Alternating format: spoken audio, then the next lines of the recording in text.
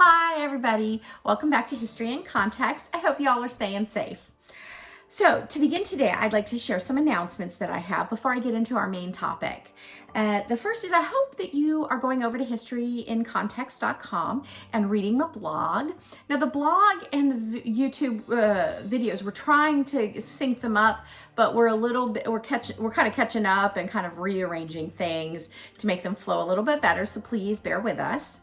But I just wanted to share just some brief overview. So some of the things that we've covered on the blog are the history of slavery, building walls and what that kind of means in fortification system in ancient world, elections and politics in ancient times, and how that actually affects our politics and elections today. I did that one around November timeframe, I think. Given the election. But then also I threw a biblical one in there on the mysterious Canaanites. A lot of people don't know about them. So please go over, check it out. If you have suggestions, I've received several suggestions already. One of them is probably going to end up being the next blog that gets written. So please give me any of your suggestions you might have. So let's get into today's topic. Today's topic is a question that I received when I very first started my blog. And it was did Moses, a figure in the biblical narrative, write the Pentateuch, and what is the Pentateuch? So the answer is yes and no, and it's greatly debated. But before we get into that, as a biblical archaeologist, one of the biggest things that we have to take time to explain, and I want to do so here, and you'll hear me say it over and over again. When we study the biblical narrative from an archaeological or historical perspective, we have to view it through two lenses. One is it's a spiritual guide, but the second lens is as a historical document.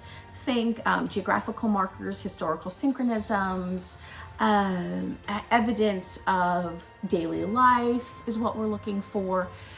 So we have, and as an example, you can think the biblical narrative as a historical document similar to the Epic of Gilgamesh. These are historical documents, historical literature that we have.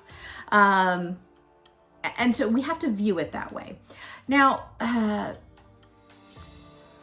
the other thing that we're noting when we look at the biblical narrative is linguistic data and text style by the ancient scribes. The fact that ancient writers didn't make up geographical locations, and it's really important to remember these kinds of things in the ancient context of authorship. So let me go ahead and get started, and we're going to kind of flow through this. I'll get to who exactly Moses is towards the end, but let me just start out with the answer to the question. Did Moses write the Pentateuch? Well, traditionally Moses is believed to be the author of the first 5 books of the Old Testament. The Bible is divided in half, Old Testament and New Testament. But there are several differences in the first 5 books in style, linguistics, language, and text that have caused some debate over whether or not Moses actually did write all of them. Okay, so that's the short answer to that question. But first, let me address what is the Pentateuch. So the Pentateuch, also known as the Torah, is the first 5 books, like I said before, of the Old Testament of the Hebrew Bible. Torah in Hebrew means law, and the Pentateuch means a 5-book work.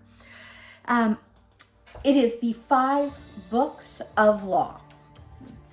So let me just briefly go through them with you. The first book is Genesis. Many of you have probably heard of this one. It's the book of origins to include the beginning of life. Earth, life, goes through the knowledge of good and evil, entering into the world through sin. The second book is Exodus, and it discusses redemption and literally means exit or departure. Here God reveals his name, his law, his attributes, and ultimately, again, his redemption. God appoints Moses as his mediator on earth and describes the concept of covenant and priesthood. So the third book is Leviticus. Now this book is concerned with worship and communion and how the early Israelites should go about praising Yahweh or God. It's about the proper actions of those who choose to be redeemed, or the redeemed people. It includes the service of the tabernacle, the role of the Levites in the priesthood, how to build and care for the tabernacle, sorry about that, cleanliness, moral laws, regulations for worship. Many of these were included in the laws that were given to Moses at Mount Sinai. And many of us know that story. He goes up the mountain and receives the commandments. The fourth book is Numbers, and this book focuses on the journey of the Israelites passing through hostile territory to the Promised Land. It is a narrative of Israel's journey from Mount Sinai through the plains of Moab to the border of Canaan. So you're looking Egypt up through the Sinai, up through Jordan in modern terms. Let's see, it specifically addresses Israel's disobedience and lack of faith, and covering God's judgment towards those who engage in repeated acts of rebellion against God. So the fifth and last book is Deuteronomy. Deuteronomy is a book of instruction for those entering the Promised Land.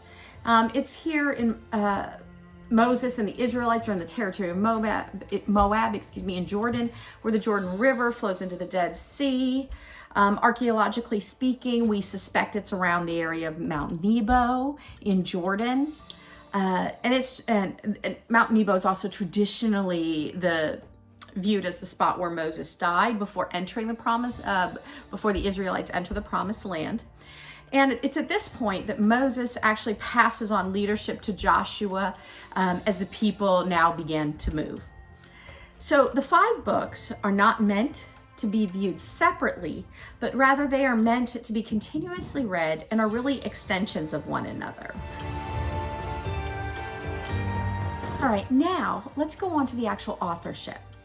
Academic studies of the Pentateuch have produced multiple theories about who the author really is. Is it Moses? Is it somebody that he contracted to write these? Is it a scribe?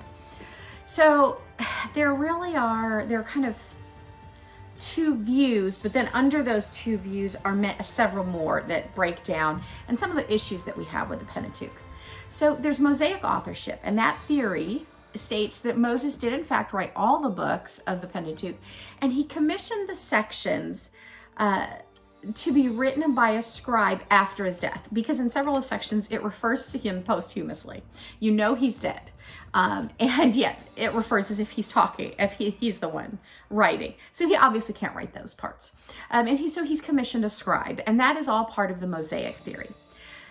Academic scholars have given us alternatives. They think that there are 4 distinct authors instead of Moses. The first one they refer to as the Yahwist, and in that text they use Yahweh as the name for God continuously throughout the text. The second author is called the Elohist, uses Elohim, and that's the name traditionally used by Israelite priests, so almost from a priestly perspective. So that's the second. The third author is called the priestly author. And these are believed to be temple priests, Judeans serving in Solomon's temple, and that are documenting the narratives. Then lastly, there's the Deuteronomist. Obviously wrote Deuteronomy, and we actually have the name. And we believe the author was Shaphan. And I understand Hebrew. I can do the basics. I don't always do the names justice, so I apologize. It's Shaphan, I think.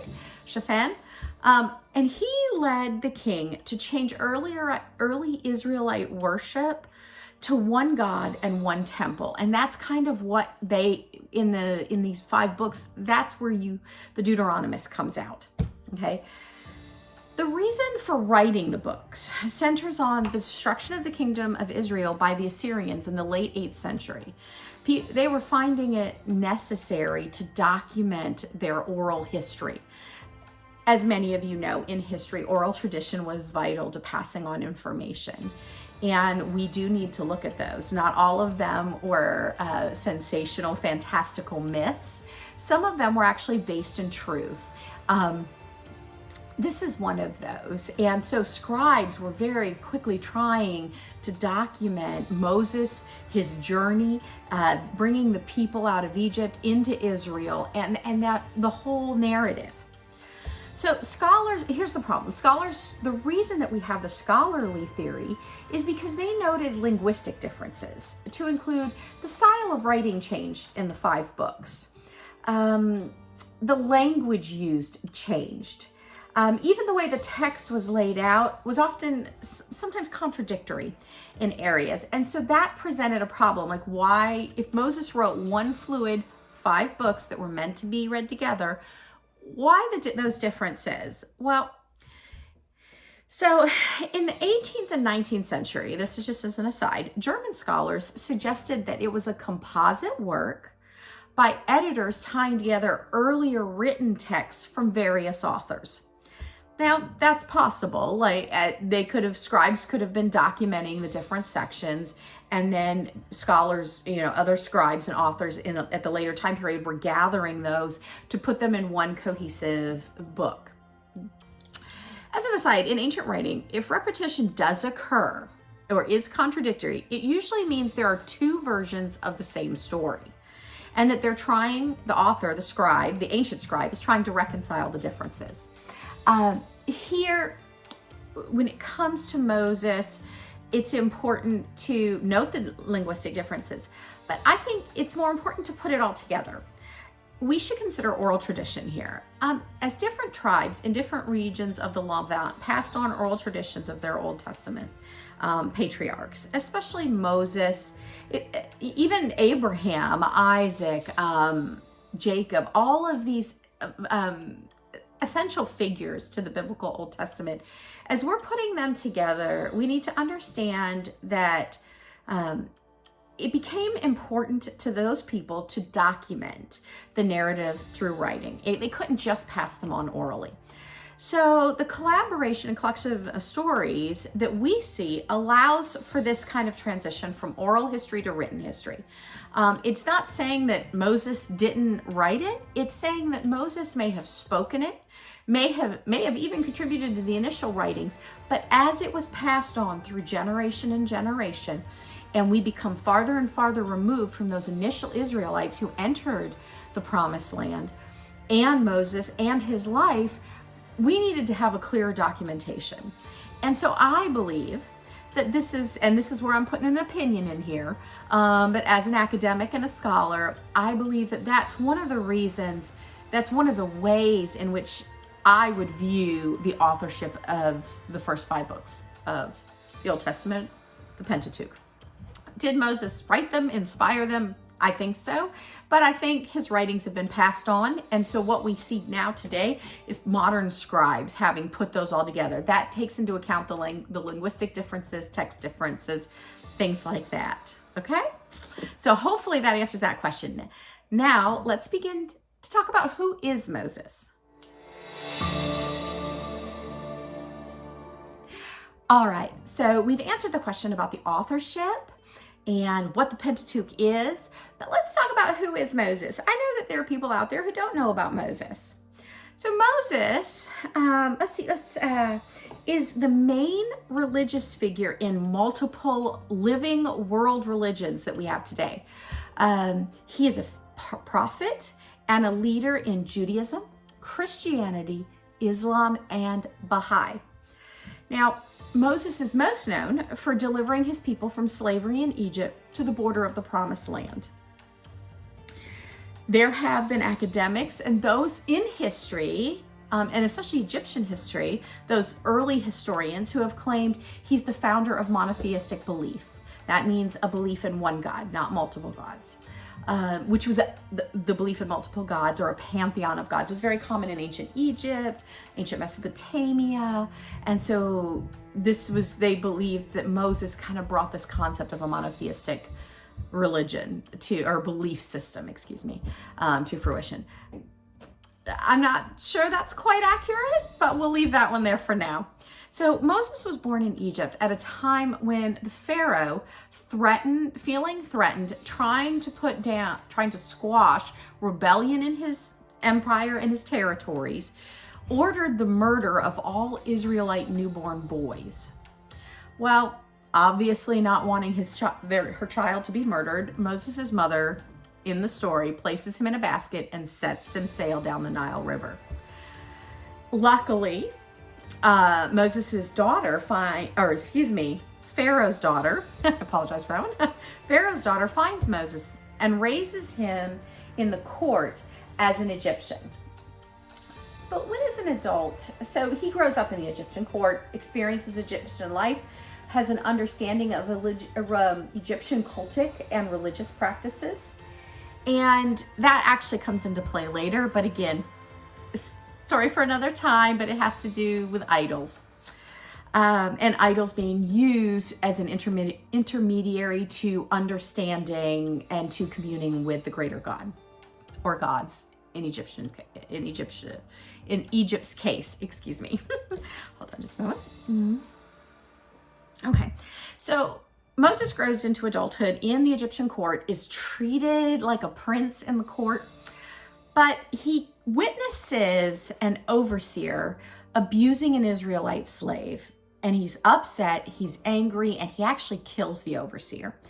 That initiates his flight into the wilderness. He flees to Midian, where he lives as a shepherd, until God appears in, of course, the burning bush narrative, and orders Moses to return to Egypt, the place where he's now a fugitive and considered a murderer, to free the Israelites. So Moses returns and goes to Pharaoh. And Pharaoh, obviously, for many of us who grew up in any one of these faiths, we know kind of, or at least the Jewish and Christian faith, somewhat in the other faiths, we know the story of Moses and the 10 plagues of Egypt. Pharaoh obviously listens. Moses tries to negotiate the release of the Israelites. Pharaoh's heart is hardened in the narrative. And the 10 plagues of Egypt ensue, and they culminate in the killing of the firstborn and ultimately the Passover, which many churches throughout the world celebrate today. It becomes a main festival. The celebration of Passover becomes a main festival in both the Christian and Jewish faith. So, briefly, in case you didn't know them, the 10 plagues of Egypt are blood, frogs, lice, flies, pestilence, boils, hail, locusts, darkness, and of course, lastly, the killing of the firstborn.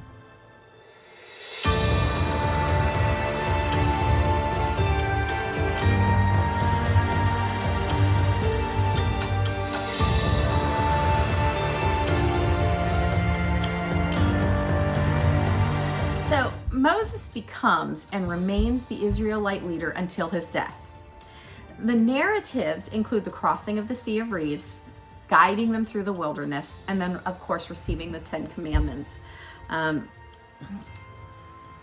There are many other stories mixed in there, but those are kind of the basics as I'm introducing Moses to some of you for the first time, and to some of you who are actually experienced with biblical and early Jewish and Christian knowledge. So Moses dies just prior to the Israelites entering the land of Israel. As I said before, many academics, many scholars, many archaeologists believe that that site is near Mount Nebo, near Mount Nebo in Jordan. In fact, there is a beautiful church that is erected at the top of Mount Nebo with stunning mosaics, including one of a cross that was, and I'm going to talk about that actually in a minute. Archaeologically, the earliest building on Mount Nebo, where Moses is said to be died, was actually a Byzantine church dating to the 4th century AD, and it commemorated his death. There are caves in that area, and typically it was common to bury your dead in the caves.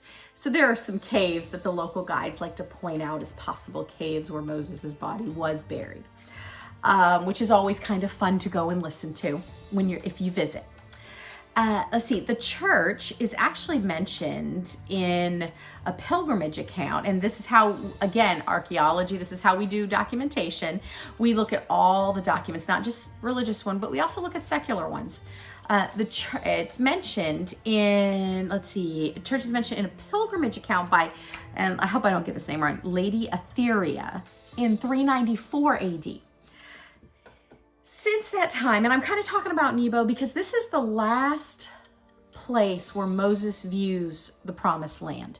Now, it is also here again where he passes the reins of leadership onto Joshua, and Joshua goes in and does the conquest ensues. But I wanted, because this is focusing on Moses, to talk about the actual site itself for Mount Nebo and some of the excavations. So during the excavations, 6 tombs were unearthed, and they were all hollowed out of the natural rock beneath mosaic tiled floors of this church. And this is really amazing, one of the original and earliest panels contained a very unique braided cross. And what's great is that archaeologists and conservators and preservationists have worked diligently to restore these mosaics that have been there since the ancient world, and the actual braided cross, and I believe the cross dates to the original church, was uncovered near one of the tombs. It's believed to date to the 5th and 6th century, and what's phenomenal is that we still have it today, and it's preserved inside the newly restored Byzantine church that is newly restored church that is up there.